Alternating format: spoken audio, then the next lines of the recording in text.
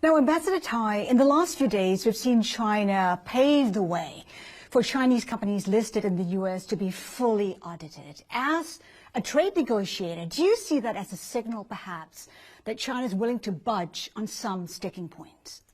Well, as a trade negotiator, I know that the devil's always in the details. So I have been following this particular issue quite closely, although it's officially outside of my particular purview. But we are watching very closely the decisions that China is making. But are you encouraged by it? I mean, after China's decision, do you see perhaps, some room for progress in negotiations between the U.S. and China? Well, I have a very nice relationship with the chair of our Securities and Exchange Commission, and I would love to have a follow-up conversation with him to gauge how he is feeling about the conversations. I know that he is very focused on this set of negotiations. So, again, as a trade negotiator, let me reserve my judgment until I have more facts. Because all eyes on the war in Ukraine, any sign at all that China or any other country is violating the sanctions? I think with respect to the war that Russia is engaged in with Ukraine, all eyes are on not just Russia and Ukraine, but all the rest of us in terms of how we're going to react. And there's a complex set of dynamics at play, certainly on the economic front. But again, I think for all of us, we are all watching the choices that each of us makes very, very closely. But any sign at all that China is violating anything, the sanctions? And might that impact relations, trade negotiations? Again, I would say that we are all watching each other very, very closely, and these decisions are going to be consequential, not just with respect to the conflict in Ukraine, but we are going to be impacting each other in terms of the values that we express through our actions. I want to touch on the tariffs imposed by the Trump administration. The Court of International Trade has said that it wants the USTR to review, perhaps even explain some of the tariffs imposed. Do you think those tariffs are justified? Well, let me just say that any time the Court of International Trade speaks and indicates that we're in litigation mode, I'll have to take a pass on making public comment and defer to my lawyers. Is there concern perhaps that at some point the USTR, the U.S., may be forced to remove the tariffs? I wouldn't describe it as a concern. I think that there are certain matters that are under review in our courts, and we continue to proceed with making sound and strategic trade policy. Have those tariffs been effective? Because you've said before that the tariffs have not incentivized China to change its behavior. If it has not changed China, why not just remove the tariffs? Well, I think that the tariffs are in place for a number of reasons, and they are having an impact. I think the question what is, impact? They've certainly been noticed in Beijing, certainly, but also they have shaped trade flows here in Southeast Asia, we have seen. And they also are affecting the incentives of producers and consumers. I think that the question before us is identifying what our goals are with respect to how we intend to realign our relationship with China on trade and economic matters, and whether or not the tariffs themselves are effective at getting us there. They are having an impact. I think that the real question before us is whether these tools are sufficient or whether there are other tools that we need to bring to bear on getting us to where we would like to have a more balanced trade relationship with China. One, how has it shaped the trade relations here in Asia? And two, what tools may be implemented? What else is there for the U.S. to do to impose further pressure, strain on China?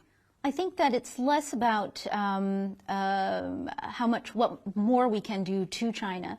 I think it is more about how we can shape the U.S.-China trade relationship and, again, to realign it, to create incentives for our economic actors to ensure that this relationship is one that feels balanced, that is fair, Also importantly, that is contributing to a sense of security and resilience for not just our economies, but for the global economy. Because I don't think we are there right now.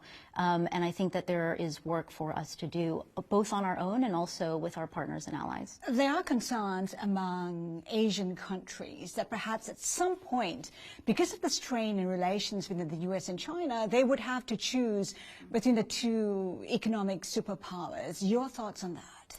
Well, I think that there are always, again, decisions that are before us. But we're very clear-eyed in knowing that the United States and China are the two largest economies in the world. And that what we do in this economy, global economy, impacts not just the two of us, but the entire world.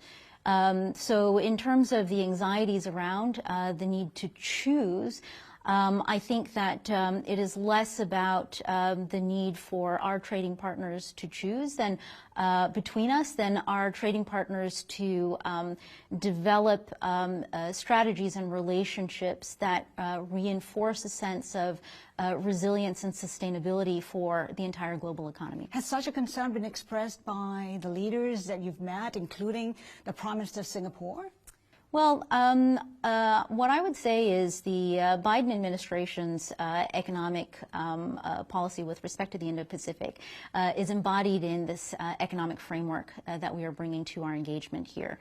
And we've been very clear about the purpose of that economic framework, which is to allow for the United States and our most like-minded partners in this region to be able to collaborate on key economic issues and emerging global challenges.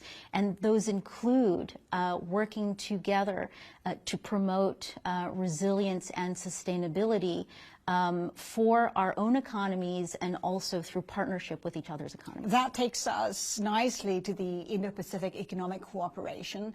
And China says that that framework is an attempt to create an Indo-Pacific NATO. It is an attempt to stop the rise of China. Your response to that? Well, those are interesting ideas, and those are certainly not talking points or statements that are coming from our administration. Again, the Indo-Pacific Economic Framework is for our partners in this region, and it is for us to enhance our engagement and build on the partnerships here to promote what is in our self-interest, which is resilience, sustainability, inclusiveness in our economic engagements. Could it lead to a decoupling? So between whom and whom? Well, U.S. and China, and hence forcing countries, trade partners, to choose sides again.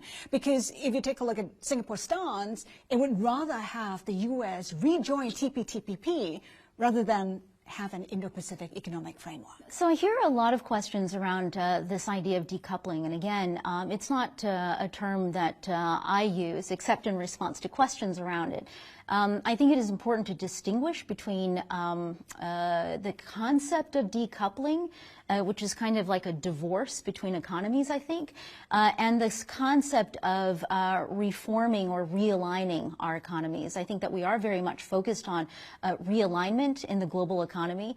I think that with respect to the disruptions and pressures that we have found on global supply chains, the lack of visibility that we all have into those supply chains, lack of accountability, and also lack of diversity in those supply chains are all issues that we are trying to address through realignment. So I would focus really on the kinds of changes that we're trying to bring, which are really not about stopping trade or trade divorce. They're really about bringing reform and a more strategic approach to trade. How important is India to the Indo-Pacific Economic Framework? Because your colleague, Gina Raimondo, has taken issue with India having talks with Russia over oil. Your views on how important India is as perhaps a member of the Indo-Pacific Economic Framework? Well, again, if we look at the global economy and we look at the size and the potential for the Indian economy, India is very important. India is very important to our global economy and where we are all going in terms of our vision for the future. I think that some of the issues that Secretary Raimondo has raised really reinforce the notion that global economic relations are complex. It's multidimensional chess, perhaps for all of us. I think that, in order to be effective in today's world and today's world economy, we have to be able to see the complexity in the matrices of choices presented. So is there a need to see India in the same light as China, given that relations with Russia and the talks with Russia and the possibility of cooperation between the two countries? I think that India is quite different from China. Also very, very large population, a lot of talent, and a lot of potential. The U.S.-India trade relationship has had a very different history from the U.S.-China trade relationship, and I think that we really have to, in approaching our relationships with each of our partners, make sure that we are tailoring our approach to each partner to that partner. Just one final question before you go, because we're running out of time. You've been criticized for your trade policy. Some say that it lacks ambition. Some say you've not done enough to bring costs down for American companies. What do you make of those criticisms, and what can you do to allay some of those concerns? Well, I think that for the people who are criticizing our trade policy, it is either because they are not hearing us when we describe what our objectives are, which is to bring a new approach to trade that ensures that trade policy can be and is a force for good. And I think that some of the other critics are impatient. So what I would say is we are very much focused on a vision for trade and a vision for America's leadership in trade and global economics that is focused on ensuring that trade is a tool for moving us into a better world. Ambassador Tai, thank you so much for your time today. Thank you very much.